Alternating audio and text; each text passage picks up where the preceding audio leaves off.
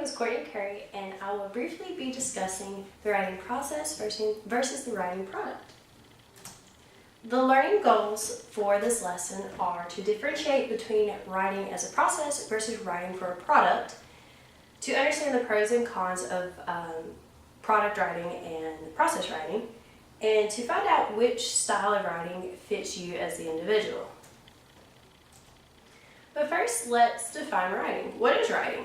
Writing is an umbrella term. It covers many different things. It can be something as simple as writing your name down on a piece of paper, or taking notes in class, or something more complex like a formal research paper or creative writing. For the purpose of this lesson, we're going to focus on more semi-formal writing, so like journal prompts that you're assigned in class, and like non-researched essays and essay-based test questions. Really anything that's not, you don't have time to completely polish up and make it perfect, but it still needs to have a good organization, good flow, proper grammar, and all of that. But this isn't like your dissertation paper or your final for your class or anything like that. It's more semi-formal than the big papers. So first, what is the writing product? The writing product is like your end goal, think your final draft, your perfect polished piece. This is what we all strive for. We often get geared towards product style writing when we're assigned something like a 5-page paper or a 1,000-word essay, something with an end goal in mind. We know that this is this point that we need to reach with our writing, so we're not necessarily focused on the content as much as reaching the page count or the word count or something along those lines.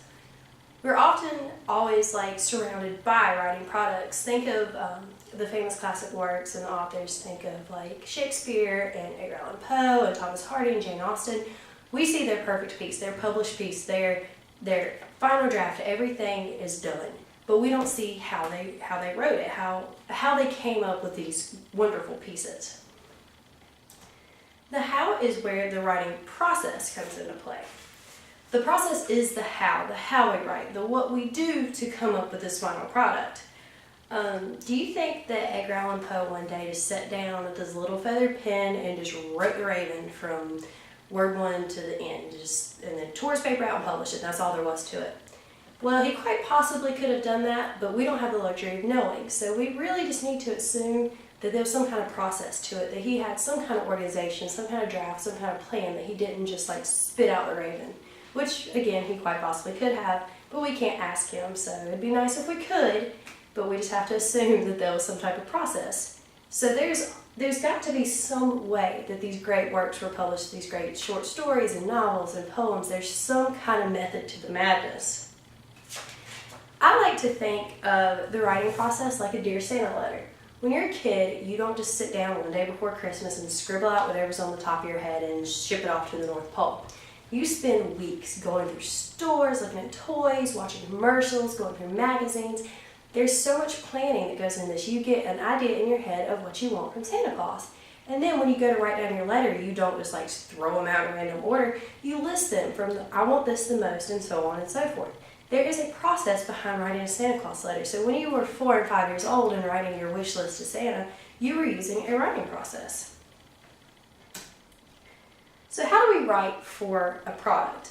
A lot of writers that write for the product can be all over the board spectrum. You can have an A paper, or an F paper, or a C paper. It's just kind of all over the place. But good product writers find it easy to meet goals and word counts and strict guidelines and stuff like that. I worked for a newspaper as an intern, and it forced me to become a product writer, because I had to meet certain word counts, I had strict deadlines, I had all this work I had to do in a short amount of time that I had to learn how to just quickly write what was on my mind. And it was really difficult, I could say that. And a lot of product writers, their work doesn't necessarily flow well. Some of the things just don't connect when you read it. And there can be a lot of simple errors that were just overlooked. And a lot of people don't believe this, but product writing can often take longer than process writing because you have no set plan, no direction for your writing. So you often find yourself just staring at the screen and just not knowing what to do because you have no idea where you're headed. We focus on product writing a lot. We focus on the end goal. As students, we get assigned a lot of work, several papers in 1 week, and we are just worried about doing the bare minimum to pass a lot of the times, and the content in the paper itself can really suffer from this. So next is the writing process. People that write with the writing process, their work tends to have a very good flow to it. The paragraphs go good together, everything, there's a good idea of topic and everything throughout the entire work. And there's fewer errors normally than those who product write. A lot of people think that it can take longer to write with a process because you've got to plan your steps out and organize and stuff like that. But I think process writing is better because you have a direct goal of where you're going, a map of sorts. You're not just like bumbling around not knowing where you're going. You have a way to organize your thoughts into what you want to put on paper.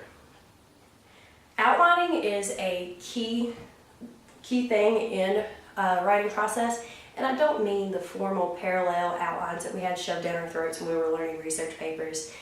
An outline can be anything. You can just jot down some notes and something, as long as it makes sense to you, that just organizes your thoughts and the flow of how you want your paper to go.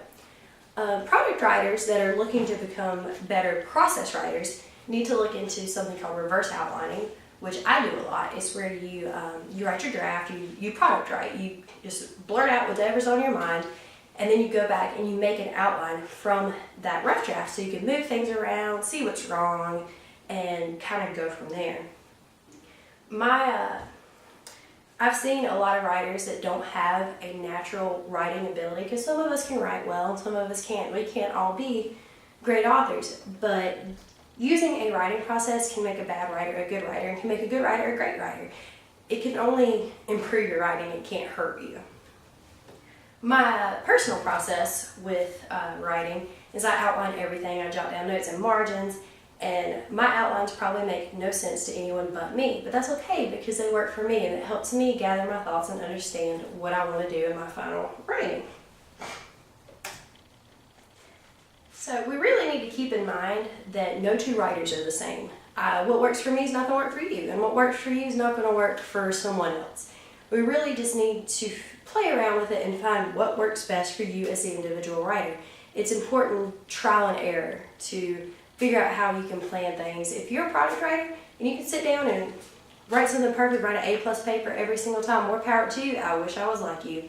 But most of us need to have some kind of plan and some kind of process, and it just comes from playing around and finding out what works best for you, because like I said before, no two writers are the same. So now we're going to do a little activity to determine if you're a product writer, if you're a process writer, and kind of help you understand the differences between the two. So what you're going to do, there's 2 prompts you have to answer, and then after you answer the 2 prompts, you're going to reflect on writing both prompts. In the first one, you must answer the first prompt as a product writer. So no planning, no organization to it at all. Just sit down, put pen to paper, and write. Answer the following prompt in no less than 1 page. If you could live anywhere in the world, where would it be and why? What are the benefits of living in this place, and how can you convince me that it is a good idea to visit you there? The second prompt we're going to approach as a process writer. Quickly organize or outline your thoughts and how you're going to answer this question. Make sure you include your outlines and your whatever you do to organize your paper with what you turn in, so I can see kind of how you're doing it. This prompt you answer, and there's no word minimum or anything, no page count, no nothing. You just write until you feel like you have answered the question. List 3 things you're not happy with in your life and discuss how you're going to fix these things. And then finally, after you've done both of these topics and answered them both fully, quickly kind of summarize it up and talk about which one you felt was easier to do, why am I not, and what you felt more comfortable doing, and why not with that, and will this exercise change how you approach writing in the future, and just really kind of sum up how you felt about the 2 different prompts. So that's it, and get to writing.